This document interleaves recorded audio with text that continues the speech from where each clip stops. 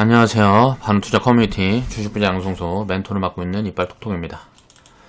자, 일단 시황을 잠깐 짚어보면 지금 어저께 그저께는 이제 조정 흐름이 계속 이제 지금부터는 올라갈 때마다 이런 압력을 받을 수 있다라고 말씀을 드리고 있는데, 그럼에도 시장은 계속 꾸역꾸역 올라가지고 있어요. 이런 부분들이 지금 구간부터 이제 코스피 같은 경우 보면 1900포인트까지가 이제 저항이에요. 1900에서 이제 2000포인트 구간이 저항인데, 만약에 요 구간을 V자로 돌파해버린다 그러면 이건 외국인이라든가 뭐 기관 물량, 공매도 물량들이 들어오면서 공매도 해칭 물량이 들어오면서 단기 버블 국면까지 팍 치고 올라갈 수도 있단 말이에요. 그러니까 요런 구간을 지금은 이제 조정이 들어올 거를 예측을 하고 대응을 하면 안 돼요. 자, 밀리면 그냥 어차피 올라갈 거니까 라고 생각을 해야 됩니다. 그리고 만약에 지금 관에 제가 이제 그러니까 그 전에 시황방송에서 계속 말씀드린 것처럼, 자, 밑으로 빠지는 거는 리스크가 없는 구간이란 말이에요. 이 코로나 이슈라든가 뭐 유가 이런 이슈로 인해서 기업들이 만약에 연쇄부도가 난다 그러면 그런 부분까지 다 반영해 놓은 밸류란 말이에요. 1400포인트, 뭐 1500포인트는 자, 중소기업이라든가 뭐 금융위기를 반영해 놓고 그것보다도 더 싼 밸류 구간이에요. 지금 이제 바닥에서 단기 바닥을 찍고 돌아온 요 흐름 구간에는 금융위기보다 더 싼 밸류 구간이에요. IMF 수준의 밸류 구간이란 말이에요. 우리나라가 다시 IMF로 뭐 들어서고 또 외환위기가 온다 그러면 이 자리를 깰 수도 있겠죠, 잠깐. 근데 이제 그 자리는 뭐 이제 역사적인 바닥이 되는 거예요. 만약에 그럼 지금 만약에 그런 흐름으로 지금 진행이 안 되고 전 세계에서 각국에서 이제 지금 부양책을 막 쓰고 있는데 회사채 매입까지 무한으로 해준다고 그러고 막 그러고 있단 말이에요. 우리나라 정부도 IMF 때도 하지 않았던 그런 것들을 하는 이유가 뭘까요? IMF를 겪으면서 일단 부도가 한번 나면 이게 회복할 수가 없으니까 회사가 망하기 전에 지원을 해가지고 살려주겠다라는 거거든요. 근데 이제 뭐 재정이라든가 이런 부분에서 굉장히 큰 리스크입니다, 장기적으로는. 그렇지만 실상 이 리스크를 진짜 만나게 되면 굉장히 힘들어지기 때문에, 서민들은 굉장히 힘들어지기 때문에 일단 기업들이 이렇게 힘들면 제일 먼저 시작하는 게 뭘까요? 대규모 감원 뭐 해갖고 직원들 다 자르고 일단 자영업이고 뭐고 초토화한다고 생각을 하시면 돼요. 지금 뭐 자영업자들 힘들고 뭐 이런 거는 아무것도 아니에요. 뭐 항공회사 몇 개 뭐 해가지고 힘들어가지고 직원들 뭐 무급휴가 이런 건 아무것도 아니란 말이에요. 거의 한 전직종 한 50% 이상은 이제 감원하고 뭐 이렇게 된다고 보면 돼요. 거기다 우리나라는 최저시급까지 빠르게 올리고 또 52시간이니 뭐 기존에 하지 않았던 노동정책들로 인해서 더 작살날 가능성이 훨씬 높단 말이에요. 그러니까 그런 부분들 때문에 지금 위기감을 느끼고 있다, 전 세계적으로. 그러면 이렇게 부양책이 들어서면 결국은 화폐 가치는 완전 똥값이 되는 겁니다. 그러면 자산이 올라갈 수밖에 없는데 전 세계적으로 부동산은 규제가 계속 들어가고 있어요. 그럼 이 자산이 무슨 자산이 올라갈 수 있냐? 이게 주식밖에 없다는 거예요. 그러니까 주식이라는 건 기업이거든요. 돈은 기업으로밖에 들어갈 수가 없어요. 부동산이 아무리 올라가 봐야 이게 무슨 고용 효과가 있는 것도 아니고 생산성이 없죠, 부동산이라는 거는.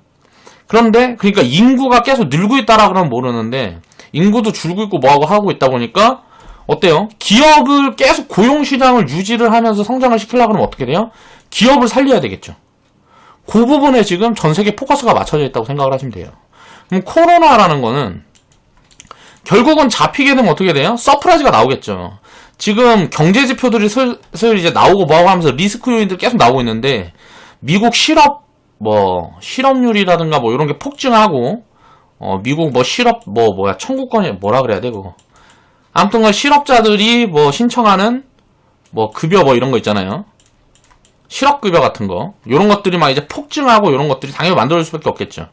셧다운에 들어갔으니까. 미국도 셧다운에 들어가고, 유럽도 셧다운에 들어가고, 중국이 먼저 셧다운 들어가고. 근데 이제 중국 같은 경우는 지금 지표 같은 게 발표하는 거 보면 완전 작살나가지고 발표하고 있는데 왜 폭락이 안 나올까요? 이제 이 셧다운을 풀고 중국 같은 경우는 이제 다음 지표가 나올 때부터는 당연히 어떻게 되겠어요? 셧다운 기간보다는 폭증할 수밖에 없을 거 아니에요. 이 지표가 좋게 나올 거를 반영을 해가고 있다라고 생각을 하시면 된단 말이에요. 그럼 중국 이 사례를 보면 미국은 어떻게 될까요? 미국이라든가 유럽 같은 경우도 자, 이게 지나가면 우리도 이제 중국처럼 되겠구나. 자, 중국이라든가 한국이라든가 지금 코로나가 잡힌 게 거의 한 6주 구간 때부터 잡혀가고 있단 말이에요. 그러면 이게 코로나가 잡힌다는 건 뭐예요? 이게 아예 없어진다는 게 아니고 확진자가 이렇게 늘다가 확진자가 이렇게 줄어들고 있다는 거죠. 줄어드는 게 아니라 느는 폭이 줄어드는 거죠.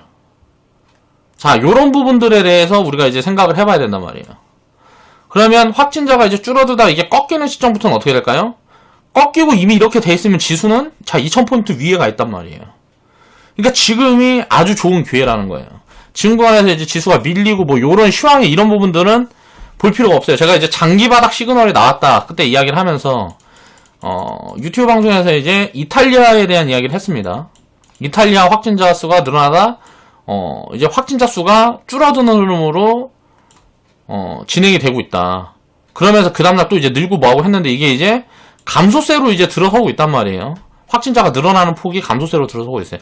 확진자가 지금 검사를 계속 하고 있기 때문에 늘어나다가 이제 늘어나는 폭이 줄어드는 흐름을 가고 있는 거죠. 그러면 이제 올해 하반기 정도 되면 이게 다시 폭증할 가능성은 거의 없다고 보면 되겠죠. 코로나는 유지가 되더라도 이게 감소 추세로 들어서는 흐름들이 확인이 되면 어떻게 될까요? 다 이제 정상 가동이 다시 진행이 될 거란 말이에요. 공급망이 다시 살아나고 돈을 뭐 무제한으로 풀어대고 있으니까 전 세계적으로 그러면 이제 유동성이 폭발하는 구간이 나올 건데 거의 뭐 버블이 기정사실화되어 있다라고 봐도 될 것 같아요. 가을이나 겨울쯤에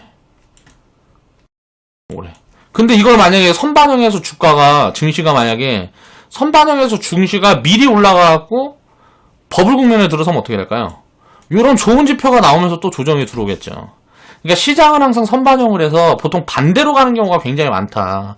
굉장히 경기가 안 좋다 그러면 올라가고 경기가 굉장히 좋다 그러면 이제 뭐 안 좋아질 거를 예상해서 빠지고 막 이런 경우들이 되게 많단 말이에요. 그러니까 그런 부분들을 우리가 이제 이해를 해야 된다. 그래서 시황 같은 경우나 지금은 이제 지수가 조정이 들어온다 그래도 지금 구간은 절대 저평가 구간이기 때문에 항상 가치를 기반해서 판단을 해보면 지금은 현금을 가지고 있는 게 굉장히 리스크한 구간이다 라고 생각을 해야 됩니다. 자, 그래서 지금은 지수가 빠지면 더 사는 거고 주식 비중을 다 갖고 있으면 지수가 빠지면 견뎌야 되는 구간이에요. 이게 뭐 폭락이 나오든 약한 조정이 나오든. 왜냐하면 폭락이 나와도 돌릴 거고 약한 조정이 나와도 돌릴 거고 자 횡보 장세가 나와도 돌릴 건데 자 결국은 이게 정해져 있단 말이에요. 이 흐름이 자 급하게 조정이 들어왔다 갈지 뭐 약하게 조정이 들어갔다 갈지 횡보가 나왔다 갈지 모른단 말이에요. 지금 구간에선. 자 횡보가 진행이 되고 지금 이렇게 빠졌다가 이렇게 되는 구간 여기에서 이제 뭐 요렇게 가든지 뭐 요렇게 가든지 요렇게 가든지 뭐 요런 흐름일 거 아니에요. 그러면 결국은 이렇게 올라갔다는 게 이제 정해져 있다 그러면 요 부분에 대한 확률이 굉장히 높단 말이에요. 자 90% 이상 보고 있습니다. 저는. 만약에 금융위기가 온다 그러면 이 자리를 깰 가능성은 이제 굉장히 작아지고 있다. 지금 이제 확실하게 좀 시그널 지수 측면에서 시그널 보면 1900포인트에서 2000포인트를 넘어가는 구간이 나오면 요거는 이제 바닥이 확인이 되는 거예요.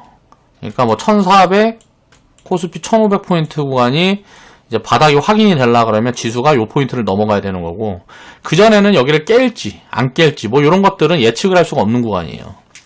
그렇지만 다시 조정이 들어온다 그래가지고 자 어때요? 처음에 이제 2200포인트에서 다이렉트로 무너질 때랑 지금 뭐 여기에서 이거 무너졌고 여기까지 빠졌다 올라오는 거랑은 자 계좌에서 변동성이 완전 다르단 말이에요. 그런 부분들을 이해를 해야 된다. 지금 신용도 역사적인 저점 구간입니다. 신용도 지금 이제 한 6조 4천억 정도 있는 것 같은데 이거는 뭐 거의 역사적인 적정 구간이에요. 2008년도 금융위기 때 신용이 한 6조 정도 됐으니까 이때 당시에 지수 포인트가 800포인트에서 900포인트, 1000포인트였단 말이에요. 지금은 이제 뭐 1700포인트인데 신용이 이만큼 있다는 건 2008년도보다 훨씬 조금 있다는 거거든요. 그럼 부채가 없는데 수급이 계속 들어온다? 이거는 자 올라가기 전에는 안 털릴 자금이라고 보면 됩니다. 그러면 대기 매수세는 계속 깔려있고 자 밑으로 하방은 계속 잡혀있다라고 보면 되고요. 상방은 계속 열려있는 거예요. 지금 밀리면 사야지 하고 기다리고 있는 자금들이 굉장히 많은 거죠. 그러면 이럴 때는 어떻게 생각을 해야 되냐면 확률이 점점 내려갈 가능성이 작아지는 거예요. 내려가면 살라고 기다리고 있는데 계속 올라가 버리면 어떻게 될까요? 그러면 이제 계속 구경만 하고 있다가 이제 다 올라간 다음에 따라잡는 물량들이 나오겠죠. 그래서 시장 흐름은 예측을 하는 게 아니고 그냥 나오는 대로 대응을 해가면 된다. 그리고 지금은 주식 비중을 무조건 풀 비중으로 대응을 해가야 되는 구간이지, 여기서 현금 만들고 뭐하고 하다 엇박자 한번 타면 이제 뭐 골 때리는 구간이 나올 수도 있다라고 생각을 해야 되는 거예요. 자, 오늘은 이제 수익 스토리 영상을 만들어 볼 건데, 일단 코로나 테마주들이 움직이고 있는데, 방금 제가 얘기했던 것처럼 자, 코로나 확진자가 이렇게 증가하다가 이 증가폭이 감소되는 측면으로 보면 어떻게 될까요? 이런 부분들이 반영이 되면 진단이라는 건 뭐예요? 그동안 이렇게 확진자가 급격하게 이제 증가하고 할 때는 진단할 수요가 계속 늘어난다는 거죠. 근데 이제 이게 감소 추세로 조금씩 들어서면 어떻게 될까요? 자, 더 이상 이제 진단키트 필요한 물량이 작아지겠죠. 그런 부분들을 주가는 미리 반영하겠죠. 그래서 진단키트 관련주들은 또 굉장히 지금은 이제 리스크한 구간에 있고, 자, 밸류가 부담이 안 된다 그러면 이렇게 감소되고 뭐하고 한다 그래도 올라갈 수 있겠죠. 근데 밸류가 지금 고평가가 굉장히 심한 그런 구간에 와 있습니다. 그래서 그런 부분들에 대한 내용을 오늘 정리를 해볼까 해요. 자, 코로나 테마주도 처음 움직인 거 생각해보면 마스크, 그 다음에 이제 교육주들로 옮겨왔다가, 자, 이제 마지막에 진단까지 옮겨왔어요. 자, 그 다음에도 이게 진행이 될 거라고 보고 있는데, 자, 다음 테마가 이제 진행이 될 코로나 관련 테마주에서 이 순환매가 이렇게 진행이 된다 그래도 요거는 복불복이란 말이에요. 진짜 크게 갈 수도 있고 별로 안 갈 수도 있고. 왜냐면 코로나라는 요 질병이 잡혀가는 흐름이 진행이 되면 요거는 이제 거의 끝물에 가깝다라고 봐야 되니까요.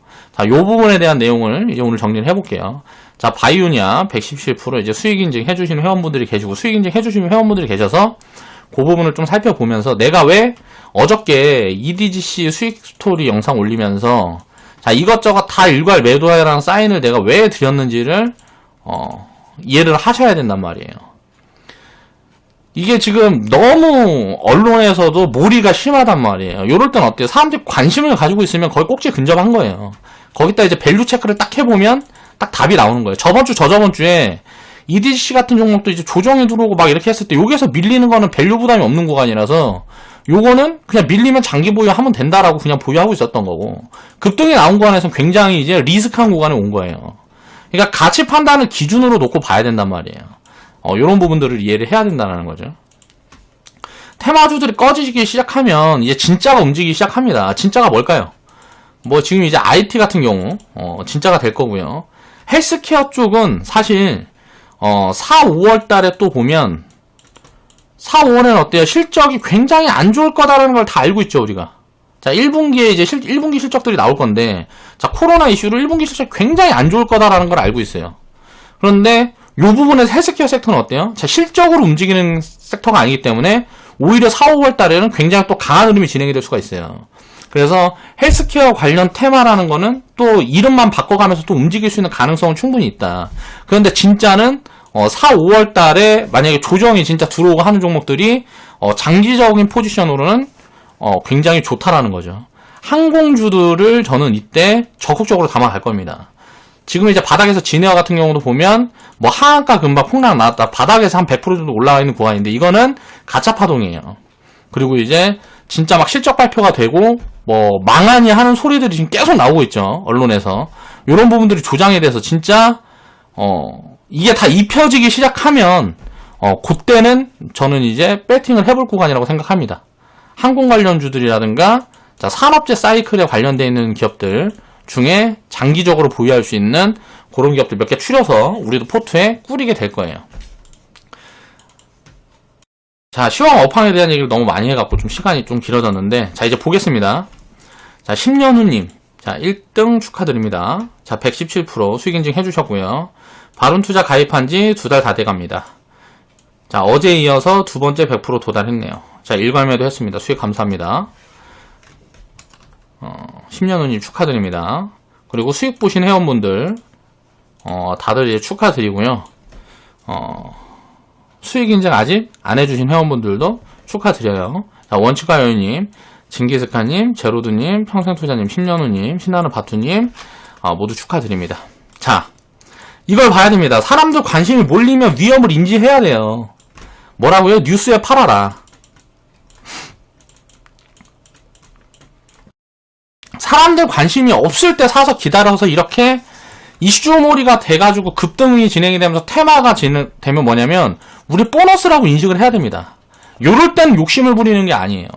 물론 뭐 덜어놓고 볼 수도 있지만 요런 테마 흐름이라는 거는 항상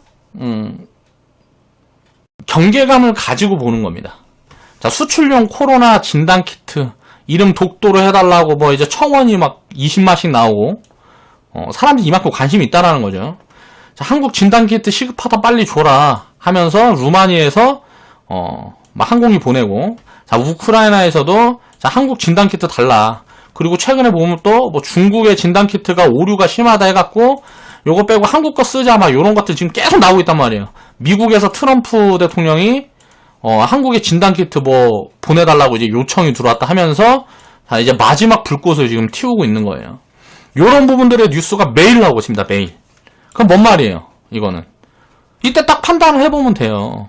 이건 거의 다 왔구나 라고 생각을 하시면 되는 거예요. 자, 요런 부분들이 전에도 계속 있었지만 주가에 반영이 안 되고 뭐하고 할 때는 아직 관심이 덜한 거고, 그 구간에 이제 밸류라든가 이런 걸 체크를 해봐도 크게 부담이 되지 않는 구간이면 그냥 뭐 한 30% 50% 빠진다 그래 장기적으로 보유하면 된단 말이에요. 근데 지금 구간에서는 이제 진단 테마 같은 경우는 한 50% 70% 빠져도 이거 회복하는 데는 몇 년 걸릴 수 있다라고 생각을 해야 돼요. 그러니까 다른 또 테마가 진행이 되겠죠. 코로나가 아닌 또 다른 테마가 진행이 될 수도 있고 하기 때문에 또 코로나라는 질병이 올해만이 아니고 내년에 또 발발할 수도 있겠죠. 내년 이제 뭐 가을 겨울 되면은 또 내년에도 이게 진행이 되고 할 수가 있기 때문에 치료제라는 게 만약에 올해 안에 만약에 만들어지지 않고 하면 어떻게 돼요? 내년에 이 테마가 또 올 수가 있는 거예요. 과거에 우리나라 AI 같은 경우, 자, 조류독감 이런 거 뭐 매년 불죠. 그리고 뭐 돼지열병이 뭐니 막 이런 병 같은 관련된 뭐 이런 것들이 있었던 것처럼 계속 이슈화 될 수는 있어요. 그렇기 때문에 자, 밸류가 크게 부담되지 않는 구간에서는, 기업 가치를 판단했을 때 크게 부담이 되지 않는 경우에서는 진단키트 관련주들은 이게 빅데이터 관련된 기업들이라 할 수 있는 게 이 진단키트만이 아니고 굉장히 포괄적입니다, 범위가.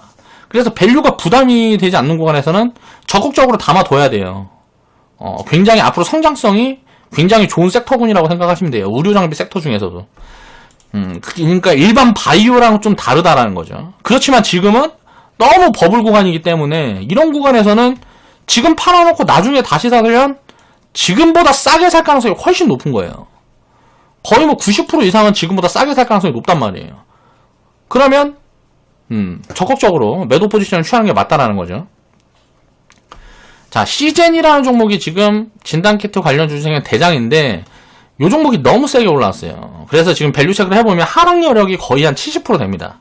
저는 이제 회원분들한테 말씀드릴 때 상승 여력이 얼마나 된다, 뭐 100% 된다, 200% 된다, 300% 된다, 이런 말씀들을 자주 드리는데, 이런 말을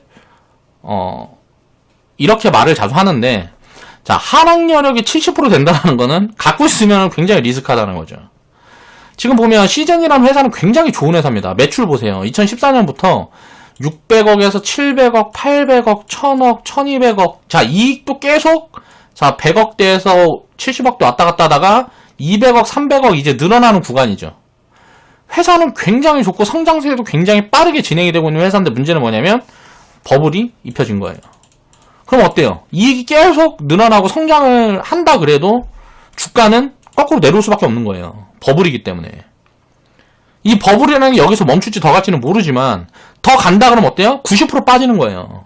지금 빠지면 한 70% 정도 빠지는, 50% 70% 빠지는 거고, 더 가면은 90% 빠지는 거란 말이에요.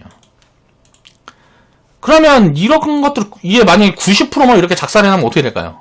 나중에 주가가.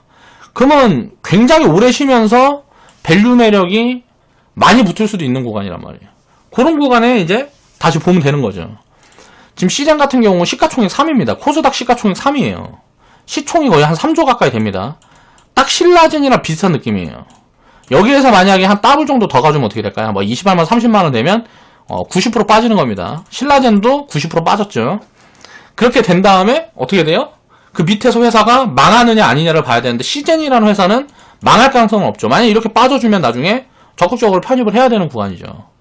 지금 구간에서는 회사 성장성이라든가 가치에 비해서 너무 많이 올라와 있기 때문에 무조건 밀린다는 거예요. 무조건 밀리는데 어디서 밀릴지를 모르는 거죠. 지금 퍼로 보면 거의 100배예요, 100배.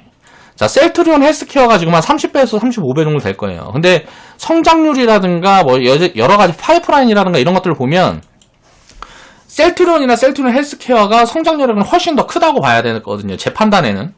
근데 셀트리온 헬스케어보다 밸류가 3배가 비싸다? 이거는 정상이 아니라는 거죠. 그러니까 지금 셀트리온 헬스케어가 뭐 20% 빠지면 헬스케어가 만약 전체 폭락이 나온다고 생각을 하면 이렇게 가정을 해놓고 생각을 했을 때 셀트리온 헬스케어가 20% 빠지면 시제는 마이너스 70%에서 마이너스 90% 빠져야 된다는 계산인 거예요. 그럼 이건 굉장히 리스크하다는 거죠. 그리고 테마가 붙었을 땐 대장이 꺼지면 다 같이 꺼지는데 후발주들이 더 많이 빠집니다. 후발주들이 초기에는 더 많이 빠져요. CJN이 만약에 한 20% 폭락 나오면 후발주들은 전부 다 하한가 박힌단 말이에요. 자, 이런 것들을 이해를 해야 돼요. 자, 최소 50%에서 70%가 빠져야 되는 게 적정 밸류예요. 그러면 이렇게 빠져줘도 싼지 모르겠다라는 거죠. 밸류가 지금 뭐 CJN 같은 회사는 20배라 그러면 굉장히 싸다고 볼 수 있어요. 이제 이 성장이라든가 앞으로의 성장성들을 감안을 했을 때. 근데 지금 뭐 30배 구간에 30배, 40배 정도를 체크를 해봤을 때 한 50%, 70% 빠져야 된다는 거죠. 그럼 50% 빠지면 이게 싼지 모르겠는 거죠. 한 70% 빠져줘야 지금 구간에서는 한 3만원, 4만원 정도 와줘야 싸다라고 인식이 되는 그 정도 밸류 구간이라는 거예요. 버블이 확실하다 그러면 어떻게 해야 돼요? 자, 주가가 지금 단기적으로 더 갈지 덜 갈지는 모르죠. 누구도 몰라요. 그렇지만 빠지면 어디까지 내려올지는 정해져 있잖아요. 주가는 결국 같이 연동이 되니까. 그러면 행동을 해야죠. 나눠 팔 건지 전부 다 팔 건지.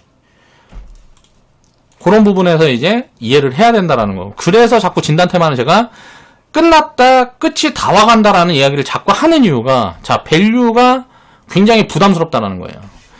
2018년도에 폭락이 진행이 된 다음에 코로나 이슈로 오히려 호재로 작용을 해서, 자, 급등을 한 2018년도 바닥 구간에서 지금 1000% 정도 올라와 있는 구간입니다. 그리고 이제 상장한 구간에서는 거의 2300% 이상 올라와 있는 구간이죠.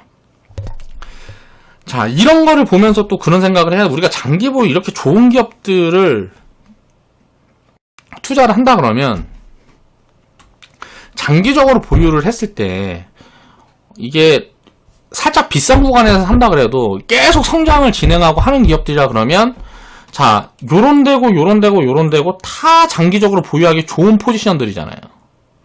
그쵸? 근데 이건 어때요? 지나고 나서 보이는 거죠. 그렇기 때문에 예를 들어서 뭐 한 2만원이나 샀다가 4만원 오면 덜어놓고 이제 보유를 하고 해가면서 내가 장기 보유를 할 수 있는 그 포트폴리오를 늘려가는 부분들도 굉장히 중요하다라는 거죠.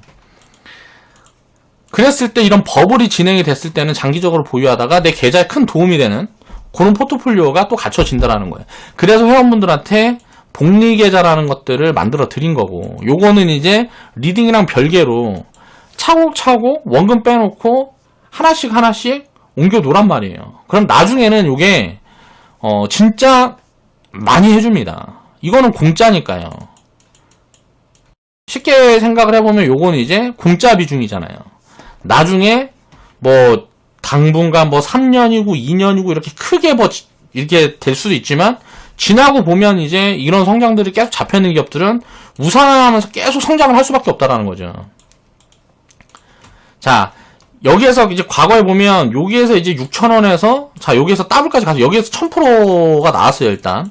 자, 3년 동안, 3, 4년 동안 1000%가 나온 다음에 거기서 박살날 때 7만원에서 거의 14,000원까지 빠졌으니까 마이너스 한 70%, 80%가 빠집니다. 그리고 나서 여기에서 다시 1000% 올랐으니까 요 꼭지 구간에 다시 100%가 올라간 거죠. 그러니까 주식 투자라는 거는 이런 변동성에 베팅을 하면 항상 당할 수밖에 없어요. 가치를 기준으로 해서 판단을 해서 오래 보유하고 갈 수 있는 그런 시스템들을 짜야 됩니다. 시스템의 가장 기본이 되는 부분들이 이런 부분들인 거예요. 그리고 내가 가지고 있다가 테마가 엮이면 어떻게 해요? 매도하고 나오는 거지. 테마가 엮였을 때 거기서 단기적으로 더 먹겠다고 여기에서 매매를 하다, 이런 변동성이 심한 이런 구간에 매매를 하다 걸려버리면 죽는 거란 말이에요. 이렇게 죽어버리면 몇 년 동안 회복도 안 돼요. 자, 그러면 이제 리스크한 구간과 리스크하지 않은 구간들을 이해를 해야 된단 말이에요. 그 부분에 대해 얘기를 해보면, 자, 코로나 테마주들 중에 순환매 흐름이 진행이 될 때 제가 그랬어요. 마스크 관련주도 먼저 움직여서 우리 갖고 있었죠. 자, 50하고 웰코노의 두 개가 대장이었는데, 갖고 있는 회원분들 계셨죠? 그러면, 요 자리에서 일단 다 때리라 그랬다. 왜 때리라 그랬을까? 밸류가 부담이 되는 거니까 때리라 그런 거예요. 적정 가치가 4,000원, 5,000원인데, 주가가 8,000원 위에 와 있어. 그러면 하락 확률이 지금 50% 이상이 맞아 있는 거잖아요. 그럼 지금 구간은 어때요? 자, 50이라는 기업의 적정 가치 구간에 있는 거예요. 그럼 지금 밸류 매력이 없는 거니까 매수를 하기에는 매력적이지가 못하단 말이에요. 왜? 지금 시장에는 굉장히 싼 기업들이 많으니까. 전부 다 비싸다 그러면 적정 밸류라 그러면 사야 되겠지만, 지금 시장에 무슨 엄청나게 저평가되어 있는 기업들이 많은데, 이런 기업들을 살 이유가 없죠. 그러면은 50 같은 기업은 어디가 이제 밸류 매력 있는 구간이냐? 대충 5,000원, 6,000원, 무슨 한 4,000원에서 5,000원 여기가 밸류 매력이 있는 구간이라 그러면 3,000원 밑으로 내려와야 이거는 이제 밸류 매력이 생기는 구간이란 말이에요. 이 가치 판단을 해서 많이 올라왔다 싶으면 때리는 거예요. 그리고 한 번 더 올라갔지만 이 수익을 놓쳤다 라고 생각을 하면 안 된다는 거죠. 랩지노믹스 같은 구간이 이제 이거 움직일 때 같이 이렇게 따라서 움직인 종목인데, 랩지노믹스 같은 경우가 이제 대장 흐름이었죠. 시젠이랑 같이 이제 대장 흐름이었다고 보면 돼요. 중소형주 중에는 이제 대장 흐름이었는데, 자, 요럴 때 우리가 이제 편입을 하고 했던 게, 이 관련 종목들 중에서 이 뉴스라는 게 터져갖고 주가가 올라가면 이미 늦은 거예요. 자, EDGC라는 종목 담았던 시점이 2월 10일 정도나 요 구간이었을 거란 말이에요. 여기 어디란 말이에요. 보면 어때요? 자, 랩지노믹스는 여기서 한 번 더 튀어주는데, 이런 종목들이 이제 보면 어때요? 자, 그럼 포지션을 볼 때, 처음에 이제 테마가 움직이는 흐름을 볼 때, 먼저 튀었다가 조정을 받죠. 자, 먼저 튈 때 같이 움직였다 조정을 받고, 다시 튈 때 움직이는데, 요거는 꺼지고 얘는 어때요? 밟고 더 올라가잖아요. 이런 흐름이 이제 돈이 옮겨가는 거란 말이에요. 이런 흐름들을 미리 예측을 하려면 어떻게 해야 될까요? 자, 가치에 기반을 해서 생각을 해야 이게 예측을 할 수가 있어요. 이거를 무슨 어떤 시장 흐름이라든가 이런 걸 가지고는 예측이 불가능하단 말이에요. EDGC 같은 경우 보면 여기까지 올라갔을 때 회원분들이 뭐라 그랬어요? 시장이 막 급락하고 뭐고 하니까 팔아야 되나요? 하면서 막 그런 것들이 굉장히 많이 한단 말이에요. 불안하니까. 왜? 수익을 토해내는 게 불안한 거야. 근데 여기에서 조정이 들어왔을 때 왜 그냥 꼼짝 말고 가지고 있으라고 했을까요? 여기서 더 내려오면 또 이거 사야 되는 구간인데, 내려오면 그냥 이거 테마가 끝난 거니까 장기적으로 갖고 있으면 또 움직여줄 구간들이 나온다라는 거죠. 그러니까 밸류 부담이 없고 뭐하고 한 구간에서는 매도할 필요가 없는 거예요. 근데 지금 어때요? 주가가 여기에서 지금 3연상이 들어왔는데, 오늘 보면 오늘은 이제 굉장히 좀 흔들리는 흐름들이 나왔죠. 자, 일가매도 사인이 나왔습니다. 시가에. 제가 일가매도 사인을 했죠. 왜 그랬을까요? 지금 이제 밸류 부담이 되는 구간이니까 지금 구간에서는 나눠 팔든지 전부 팔든지 해야 되는데, 아까 얘기했던 것처럼 시젠이라는 기업이 보니까 너무 고평가야. 그러면 요런 애들이 폭락 나오면 이런 애들은 더 많이 빠질 가능성이 높단 말이에요. 그러니까 EDGC 같은 종목은 사실 조정이 들어오면 다시 또 담아도 되는 종목입니다. 이제 한 10,000원 정도 깨지고 뭐하고 하면 한 요 정도? 한 8,000 얼마 들어오고 하면 이게 다시 편입해봐도 되는 종목이긴 해요. 그런데 요 종목이 이제 제가 또 이제 내려올 때 또 사인을 드릴지 어쩔지는 모르겠어요. 왜냐하면 이 테마라는 게, 코로나는 이제 결국은 잡힌다고 가정을 해봤을 때, 자, 장기적으로 끝날 가능성이 높은 구간이기 때문에 거의 끝물이라는 거죠. 그럼 마스크 교육 진단에서, 자, 다음 뭘로 넘어갈 건데, 이건 이제 회원 방송에서 제가 회원분들한테 자세히 말씀을 드릴 거예요. 요거는 이제 뭘 담아야 되냐면, 코로나가 없어도 무언가 상승력이 있는 그런 것들을 봐야 된단 말이에요. 그게 뭐가 있을까? 밸류 구간에 저평가인 종목들도 있을 것이고, 다른 이런저런 이슈가 붙어있는 그런 게 있겠죠. 이런 종목들을 추려서 체크를 해서 제가 이제 코멘트를 드리겠습니다. 자, 그래서 랩지노믹스가 보면 움직일 때 보면 얘는 어때요? 자, 바닥에 이런 게 후발주란 말이에요. 나중에 움직일 때는 어때요? 더 세죠. 자, 랩지노믹스가 여기 3일 올라간 것보다 EDGC가 더 세게 움직이잖아요. 이때 못 올라갔으니까 더 세게 움직이는 거예요. 그러면 밑으로 빠질 때는 리스크가 없고, 랩지노믹스는 여기서 밑으로 빠지면 리스크가, 빠질 폭이 훨씬 크게 남아있기 때문에 리스크가 큰 거죠. 그래서 처음에 움직임이 확인이 되면 그런 거를 따라잡는 게 아니고 후발주들을 잡는 거예요. 자, 올라가는 폭은 바닥 구간에서 놓고 보면 이게 더 큰데, 자, 여기에서만 계산을 해보면 이것보다 이게 더 크단 말이에요. 자, 여기서부터 연결해놓고 보면 이거 상승폭이 더 큽니다. 근데 이때 못 잡았으면, 자, 후발주들이 이 다음에 올라갈 때는 상승률이 더 크죠. 자, 그리고 빠질 때는 어때요? 이게 만약에 이렇게 무너진다고 치면 리스크는 더 작아요. 그렇기 때문에 후발주들을 보는 거예요. 근데 이제 후발주들까지 흐름이 다 나왔기 때문에 요거는 이제 끝났다라는 거죠, 진단은. 자, 유전자 관련 흐름을 이제 체크해보면, 자, 순환매 흐름은 이런 식으로 진행이 됐습니다. 자, 마스크에서 교육으로, 근데 교육주들은 일부러 여기서 그림을 안 갖고 나왔고, 자, 교육주는 움직였다가 이제 진단 쪽으로 움직였는데, 요런 흐름들이 여기에서 이제 확인이 되는 거죠. 확실히 가겠구나. 그리고 후발주들이 못 움직이고, 자, 밸류를 딱 체크를 해봤을 때 크게 부담이 되지 않는 구간이다. 요런 부분들을 체크를 해야 되는 거죠. 이제 시총이라든가 이런 것들 보고, 지금 여기에서 얼마나 더 빠질 구간이 있냐, 오를 구간은 얼마나 있냐, 요런 것들을 이제 체크를 해보고, 결국은 밸류라든가 기업 가치를 놓고 보고 생각을 해서, 후발주들도 봐야 되는 거예요. 그러니까 가치를 기반으로 놓고 봐야 되는 거죠, 항상. 그 다음에, 보면, 그러니까, 마크로젠이라든가 EDGC 같은 경우는 요런 자리에 다 편입을 했단 말이에요. 이때 뭐 때문에 편입을 했을까요? 자, 회원분들한테 제가, 회원방송에서도 이야기하고 했을 때가, 자, 데이터 3법에 대한 이야기를 굉장히 했죠. 그리고 이제, 빅데이터 관련주들이, IT 중에서는, 빅데이터 관련주들이 가장 매력적으로 보인다. 왜? IT 관련주도 지금 폭락 나오기 전이니까요. 코로나 이슈로 완전 지금 전체적으로 폭락이 나왔는데, 이렇게 폭락은 지금은 달라요. 빅데이터보다 이 폭락 나온 애들을 담아야 돼요. 얘네가 밸류 매력이 훨씬 좋으니까. 근데 이 당시에는 성장률에 이제 집중을 해야 되는 포지션이었기 때문에, 자, 이거는 이제 이제 빅데이터 관련주들로 보면 이게 전방위로 뻗어 있다는 얘기를 했었죠. 산업 전방위로 다 뻗어 있는데, 자, 헬스케어 관련된 것도 있고, IT 관련된 것도 있고, 빅데이터 관련주들이 또 무슨 뭐 금융권에 관련된 여러 가지가 있단 말이에요. 금융도 어떻게 보면 다 IT라고 볼 수 있겠지만, 자, 헬스케어에 관련되어 있는 빅데이터는, 자, 유전자 관련된, 자, 이제 뭐 다 진단기업들이란 말이에요. 그래서 진단기업들을 골고루 담았던 거예요. 그 중에 일부가 이렇게 테마 타고 지금 움직여준 거죠. 그러면 움직여준 애들은 다 때리고, 아직 안 움직인 애들은 밸류가 부담스럽지가 않기 때문에 가지고 있는 거예요. 자, EDGC라든가 마크로젠 같은 경우 이런 데 담은 다음에, 제가 요게 이제 움직이기 시작할 때,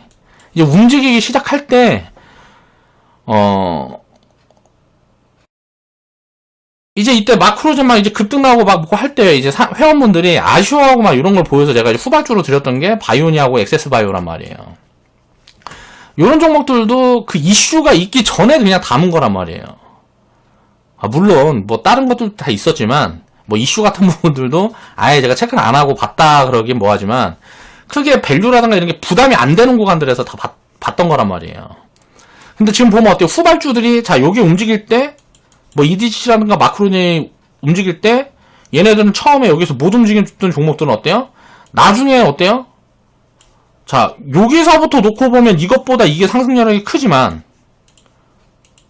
자 빠질 때는 어때요? 지금 오늘 이제 흔들리는 흐름들이 보이니까 뭐 보면 EDGC 같은 경우도 같이 흔들렸다가 여기서 흔들렸다가 결국은 이제 뭐 상한가로 마감했는데 자 보면 어때요? 후발주들은 어때요?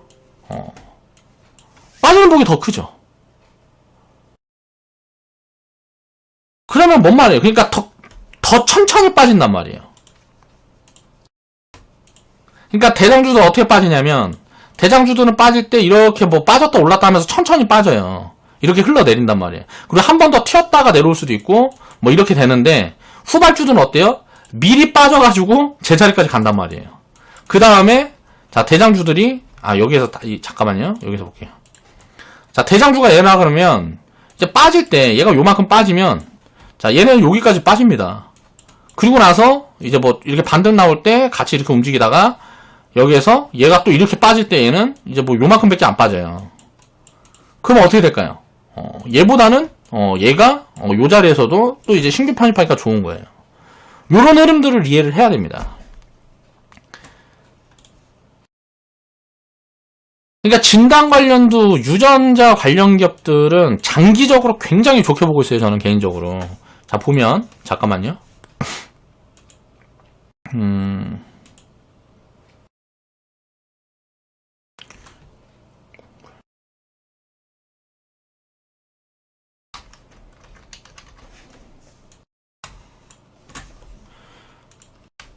자, 보겠습니다. 잠깐 좀 살펴보면,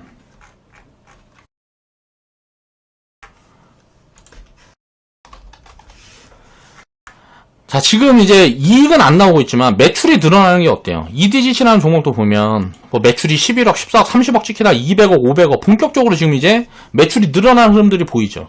근데 지금은 어때요? 주가가 급등을 해갖고 시총이 4천억까지 왔어요. 그러면 너무 비싼 거거든 이게. 이제 아직 이제 이익도 안 찍히는 거니까 4천억이면 못해도 지금 100억, 200억은 찍혀야 된다는 거고 순이익이. 근데 이제 매출이 먼저 이렇게 늘어난다는 건 뭐예요?